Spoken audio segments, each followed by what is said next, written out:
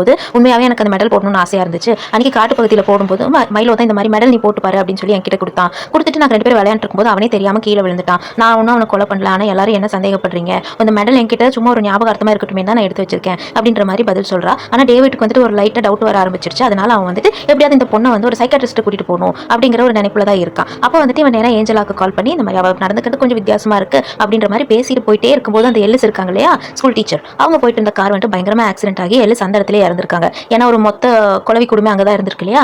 அந்த டைம்ல டேவிடுக்கு வந்துட்டு பழைய ஞாபகங்கள் எல்லாம் வருது. கனவுல அந்த எல்லிஸ் வராங்க, டேவிடுடைய மனைவி வராங்க, இந்த பொண்ணு வருது. எல்லாமே சேர்ந்து அவனுக்கு பயங்கரமான ஒரு கன்ஃபியூஷன், ஹாலுசினேஷன் எல்லாம் வருது. கடைசியா மைலோவும் வருது, அந்த பொண்ணு வருது. இதெல்லாம் பார்த்து பயந்து அவர் தூக்கத்திலேயே எந்திரிச்சிடறாரு.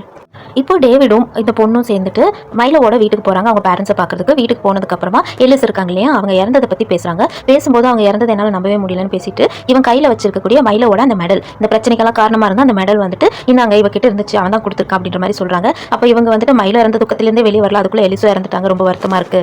எலிஸ் வந்துட்டு மைலோக்கு நிறைய சப்போர்ட் பண்ணுவாங்க அப்படின்லாம் சொல்றாங்க. அந்த நேரத்தில் எம்மா வந்துட்டு மைலோ வந்துட்டு என்னோட ஃபேவரட் ஃப்ரெண்டு அண்ட் எலிஸ் வந்துட்டு என்னோட ஃபேவரட் டீச்சர், 2 பேரும் இறந்தது எனக்கு ரொம்ப வருத்தம் அப்படின்ற மாதிரி எல்லாம் சொல்லிட்டு 2 பேரும் வந்து வீட்டுக்கு நடந்து வந்துட்டு இருக்காங்க. வந்துட்டு இருக்கும்போது எம்மா வந்து டேவிட் சொல்றாங்க, இனிமேல் மைலோ பத்தி எலிஸ் பத்தியும் பேச வேணாம், ரொம்ப டிஸ்டர்ப் ஆகுது அந்த மாதிரி எல்லாம் சொல்றாங்க. இப்போ பாத்தீங்கன்னா இப்பதான் வந்துட்டு இந்த டேவிட் அங்க இருக்கக்கூடிய அந்த குழவி கூடு மிஸ் ஆகிறத வந்துட்டு நோட்டீஸ் பண்றாரு. நோட்டீஸ் பண்ணதுக்கு அப்புறமா இவர் வீட்டில் உட்காந்து குழந்தைங்க சைக்கோபாத்தா மாறத பத்தின ஒரு ஆர்டிகல் படிக்கிறாரு. இது எல்லாத்தையுமே எம்மா பின்னாடி இருந்து வாட்ச் பண்றா. ஆனா இவளுக்கு வந்துட்டு கொஞ்சம் கொஞ்சமா டவுட் வர ஆரம்பிச்சிருச்சு, இவங்க அப்பா வந்து இவளை சந்தேகப்படுறாருன்னு. அடுத்த நாள் டேவிட் நீ வா நம்ம 2 பேரும் சேர்ந்து ஒரு சைக்காட்ரிஸ்ட் போலாம் அப்படின்னு சொல்லிட்டு கூட்டிட்டே போயிடுறாரு. அங்க போனா இந்த பொண்ணு ரொம்ப ஹாப்பியா பிஹேவ் பண்றா, ரொம்ப நார்மலா இருக்கா. இவ்வளவு நாள் யார்கிட்டயுமே சிரிச்சு பேசாத இந்த பொண்ணு அந்த சைக்காட்ரிஸ்ட் போனதுக்கு அப்புறம் நல்லா சிரிச்சு பேசுறா. இந்த மாதிரி அவளோட ஃபீலிங்ஸ் எல்லாத்தையும் சொல்றா. இது எல்லாத்தையும் கேட்டுட்டு இருந்த அந்த சைக்காட்ரிஸ்ட் அந்த பொண்ணுக்கு ஒரு பிரச்சனையும் இல்ல, அவ நார்மலா தான் இருக்கா. சின்ன பொண்ணுங்க எல்லாம் ஒவ்வொரு நேரம் ஒவ்வொரு மாதிரி நடந்துக்குவாங்க. இப்பதான் 9 வயசு ஆகுது, போக போக அவ வந்துட்டு நார்மல் ஆயிடுவா, பயப்படாதீங்கன்ற மாதிரி சொல்லி அனுப்புறாங்க. இருந்தாலும் டேவிட் வந்துட்டு அந்த பொண்ணை எதுக்கும் வாட்ச் பண்ணிக்கிட்டே இருப்போம் அப்படின்ற மாதிரி சொல்றாரு. அதுக்கப்புறம் நைட் எப்பவும் போல அந்த கேர்டேக்கர் வந்து இவ்வளவு சீண்டிக்கிட்டே இருக்காங்க. இவளும் என் வழியில நீ குறுக்கிடாத, நீ ரொம்ப டிஸ்டர்ப் பண்ற மாதிரி சொல்றா. யாருக்கண்டா நானே உனக்கு ஃபியூச்சர் மதரா கூட வருவேன் அப்படின்ற மாதிரி மறுபடியும் அதை சொல்லிக்கிட்டே இருக்கா. அண்ட் ஃப்ரெண்ட்ஸ், நீங்களும் நம்ம சேனல் சப்ஸ்கிரைப் பண்ணினா ப்ளீஸ் சப்ஸ்கிரைப் பண்ணிடுங்க.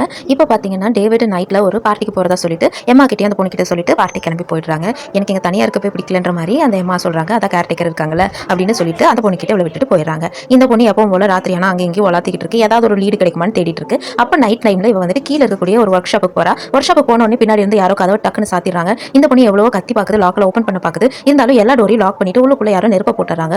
இது திடீர்னு டக்குன்னு எல்லா இடத்துலையும் பரவ ஆரம்பிச்சிருச்சு. ஆனால் அதுக்கப்புறம் தான் அந்த பொண்ணு எவ்வளோ கத்துனாலும் வெளியே இருந்து ஜன்னல் வழியா அந்த எம்மா அதை ரசிச்சு பார்த்துக்கிட்டு இருக்கா. அந்த பொண்ணு முழுசா எரிஞ்சு கறிக்கட்டை ஆகிற வரைக்கும் ரொம்பவே இன்ட்ரெஸ்டோட அதை பார்த்து சிரிச்சுக்கிட்டு இருக்கா. அப்பதான் நமக்கு இவ ஒரு சீரியல் கில்லர் சைக்கோ பாத்துன்ற மாதிரியான நினைப்பே வருது. இந்த விஷயம் கேள்விப்பட்டு டேவிட் உடனே ஓடி வந்து பார்க்கும்போது மொத்தமாவே அந்த ஒர்க் ஷாப் கம்ப்ளீட்டா எரிஞ்சு போயிருக்கும். உடனே இந்த பொண்ணு வந்து ரொம்ப இன்னசென்ட்டா அங்கிருந்து ஓடி வந்து, அப்பா இந்த மாதிரி அவங்க எப்பவுமே நைட் நேரத்தில் அங்கே போயிட்டு சிகரெட் பிடிப்பாங்க, அப்படித்தான் இது எரிஞ்சு போச்சு, எனக்கு ரொம்ப பயமா இருக்கு.